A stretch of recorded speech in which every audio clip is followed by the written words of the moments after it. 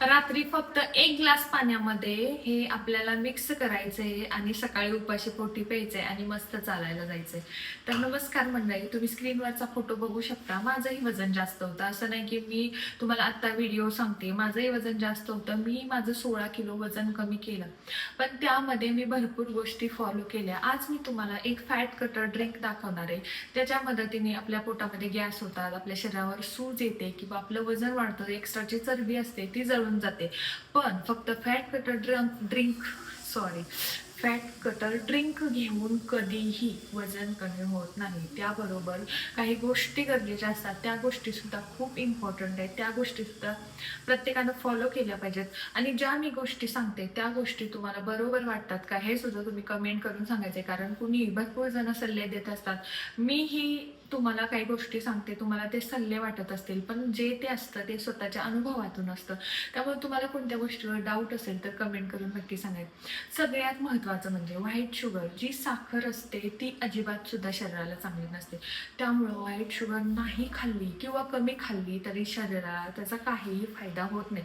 त्यामुळे ती जेवढी अवॉइड करता येते ना तेवढी अवॉइड. आता मी माझं वजन कमी केलं, पण त्यामध्ये मी सातत्याने पेशन्स ठेवले. म्हणजे मला हे व्हायचं की गोड खावं काहीतरी.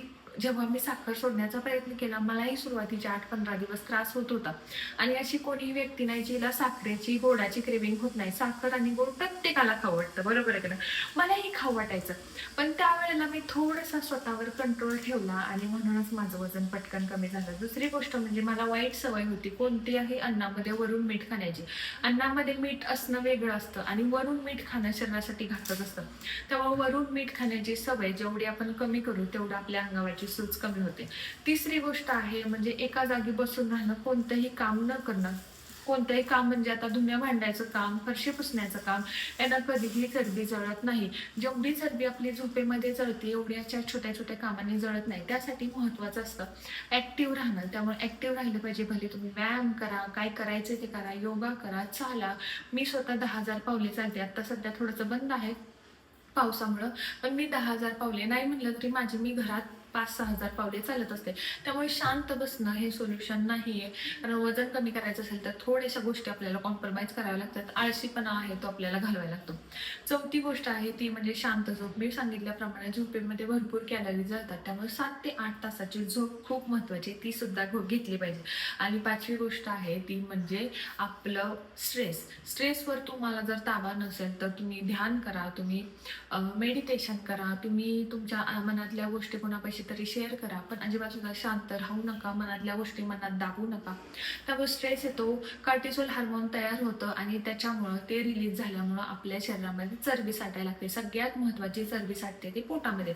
कोणत्याही कार्यक्रमाला जा, आपल्याला प्रश्न पडतो आपलं पोट मोठं दिसतंय का साडीमधून? स्लीवलेस ड्रेस घातले की आपल्याला वाटतं आपले दंड मोठे दिसत आहेत का? लेगीज टॉप घातले की आपल्याला वाटतं आपल्या लेगीजमधून आपली मांडीची चरबी मोठी दिसते का? ह्याच्यामुळे आपल्याला अनकम्फर्टेबल होतं, आपल्याला सोशल एन्झायटी होते. बाहेर गेल्यानंतर आपल्याला थोडंसं शाय झाल्यासारखं वाटतं किंवा आपण थोडं स्वतःला सेपरेट करण्याचा प्रयत्न करतो कारण आपलं वजन वाढलेलं असतं. हेच स्वतःसाठी काहीतरी करायचंय, स्वतः हेल्दी राहायचंय. म्हणून जर तुम्हाला करायचं असेल तर स्वतःसाठी काहीतरी करायला शिका. स्वतःसाठी दिवसातले 2 तास 1 तास द्या. शांत जेवा, हळूहळू जेवा. घरातलेच अन्नपदार्थ खाताय, त्याच्यातच तुम्ही चांगलं काय आहे वाईट काय आहे तुम्हाला तेवढं समजलं पाहिजे. 2 गोष्टींमध्ये तुम्ही कंपॅरिझन करायला शिका. याच्या ऐवजी आपण हे खाल्लं तर आपल्याला बेनिफिट मिळू शकतो, फायदा मिळू शकतो.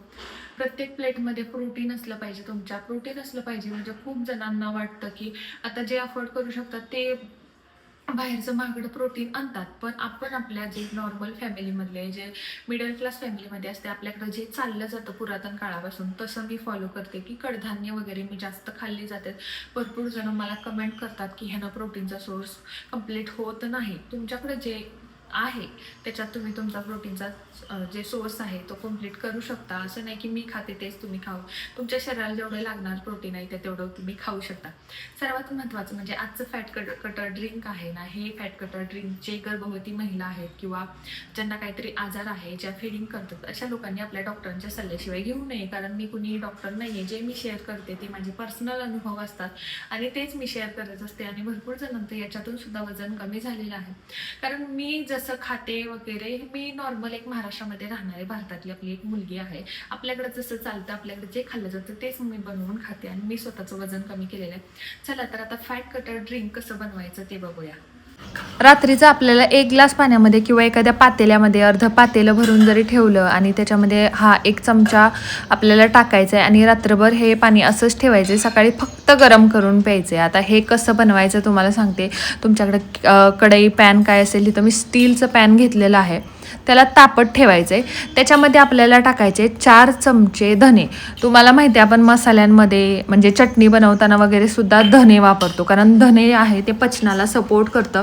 जेवणानंतर जो जडपणा जाणवतो त्याच्यामध्ये तो जडपणा कमी होण्यासाठी आपल्याला हे धने मदत करते. ते घेतलेत मी 4 चमचे. त्याच्यानंतर मी 2 चमचे जिरे घेतलेले आहे. जिऱ्याच्या तर नावातच आहे जिरण्यासाठी. पचनक्रियेला हे मदत करतं आणि गॅस आणि पोटफूग ह्याच्यासाठी सुद्धा आराम मिळतो.